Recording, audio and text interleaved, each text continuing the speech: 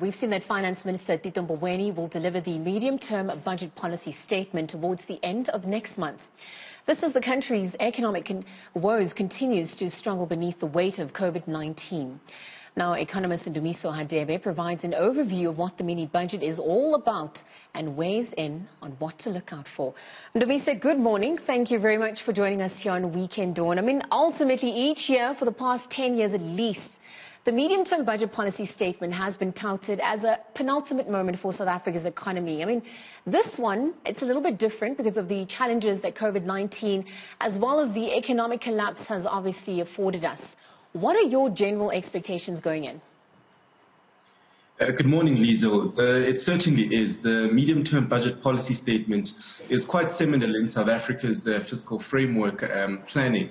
This is because the medium-term budget policy statement is it's a medium-term fiscal framework as to how does South Africa envisage to appropriate the resources that it has in order to respond to a number of issues such as development, economic growth, and also ensuring that there's a broader access to public goods. But I think given 2020's MTBPS, it presents quite a very interesting challenge because a lot of the assumptions that went into last year's medium-term budget policy statements have essentially been tested and, of course, are now no longer the case. And as a consequence of that, it's also compounded by the fact that beginning of this year, we had also entered into a technical recession. South Africa's economy had been on a continued lackluster pace. And as a consequence of that, it means that even some of the reforms that we had anticipated that would be implemented need to be accelerated in doing so, but also ensuring that we also look at some of the low-hanging fruits so as to able to accelerate the quick turnaround of the South African economy. I think perhaps just before we get to those low-hanging fruits, I want to look at the issues of SOEs at large. I mean, we've seen that the likes of Denel, SABC, the SA Post Office, who are currently seeking about 10 billion rand in bailouts. Why is this information important at this juncture for the general public?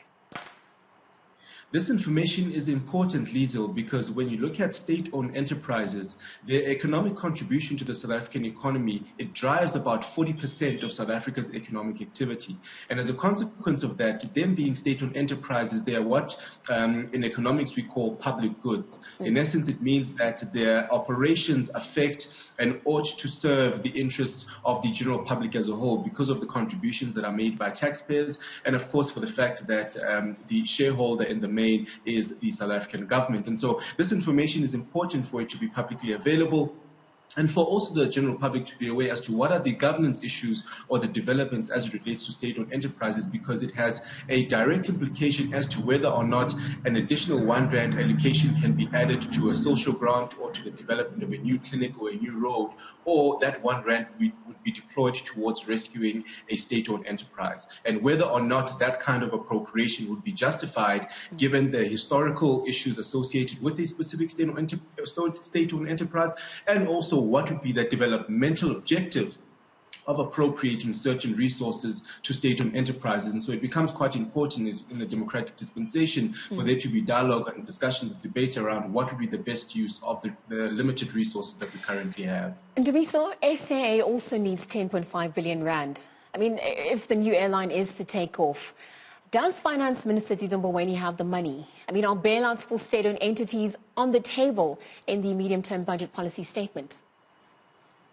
Unfortunately, the bailouts that state-owned enterprises require in this instance is limited by the fact that the South African economy is not growing, nor is it, and of course, tax revenues in 2020 have really diminished at a significant level. And so as a consequence of that, it means that we would rely quite heavily on the borrowings that we've made. But also the question of the fiscal leakages that we record in the form of corruption is another compounding factor to whether or not this would be the best use of resources. And I think In this instance, it requires a lot of creativity around how do we ensure that the state-owned enterprises that the government decides to finance are indeed financed, but also are able to service their obligations in respect of those financing requirements. I think in this instance, the creativity required from a public to private sector collaborations, we would have to look at things such as mezzanine or some type of quasi-financing for state-owned enterprises, so that there's not an over-reliance on taxpayer monies, as those monies are also required in other areas of the economy to reignite and stimulate the South African economy. Unfortunately, given the governance issues that are associated with state-owned enterprises, those issues, unless they are resolved, will continue to lead to fiscal leakages of the appropriations that would be made to state-owned enterprises. Ndabiso, you speak about the creativity that's needed, and I just want to look at SAA once again. I mean, do you think that Finance Minister Tito Mboweni and Pravin Gordhan are speaking from the same hymn sheet when it comes to SAA and, of course, that 10 billion rand? Because ultimately, Minister Gordhan does say that they will make the money available, but Tito Mboweni says that no taxpayers' money will be spent on SAA at all. Well, communication has been something that the South African government has not been quite consistent with on a number of issues, and I think this is a case in point. Unfortunately, it also has a number of implications in respect of what investors are looking for and the kind of messaging that is required in order to drive market sentiment, especially in the bond markets.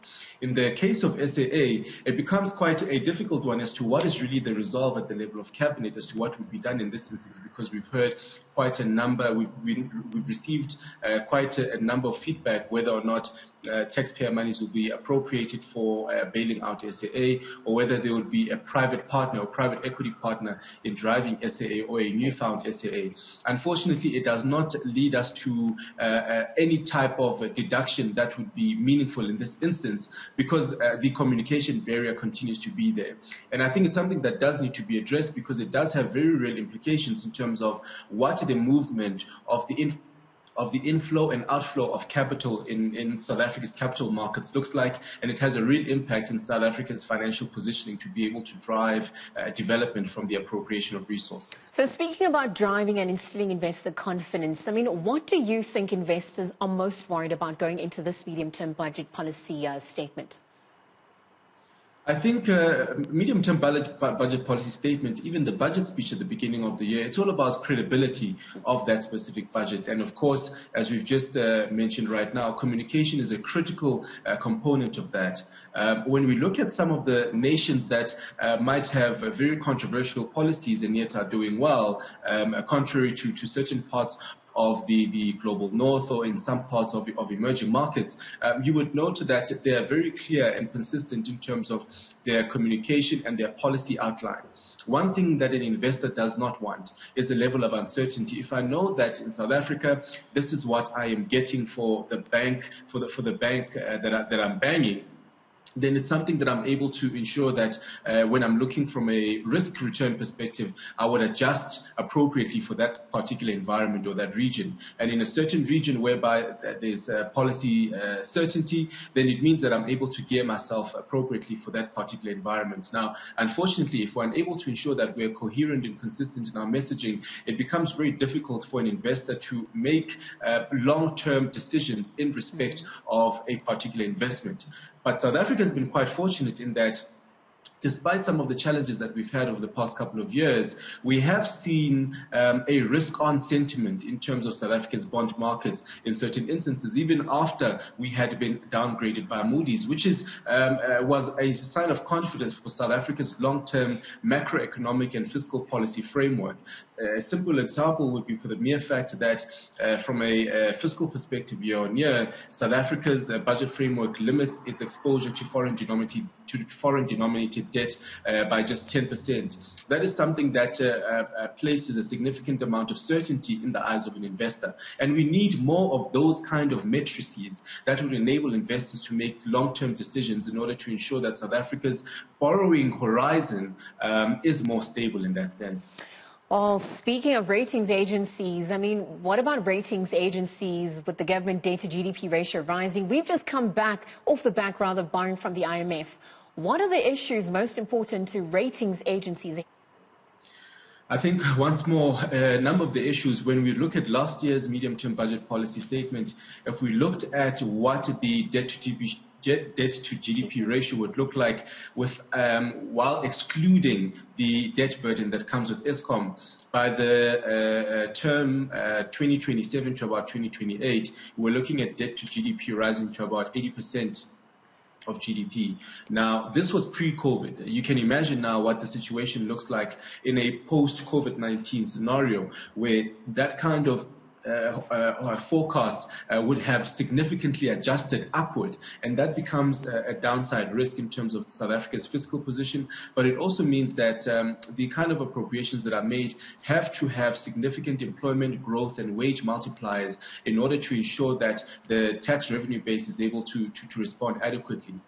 This also has a number of implications for South African companies and South African municipalities. Even some of the best performing municipalities in South Africa would also be adversely affected by the current situation. And so in this instance, ratings agencies would require, again, a significant level of stability, but also a plan that is adhered to, because we've had a number of fiscal plans before that have not necessarily been adhered to by state-owned enterprises and the risks that they pose, and also what happens at local government level and whether or not we're managing the question of corruption when it comes to fiscal leakages. And Demiso, these and many more topics are going to be top of the agenda. I mean, during the month of October, as we head to that medium-term budget policy statement that is set to take place in the month of October. Again, we didn't even get to the issues of tax revenue shortfall, and even unions are also planning to go on strike, and was just related to the ongoing agreement with the wage bill that was announced in February.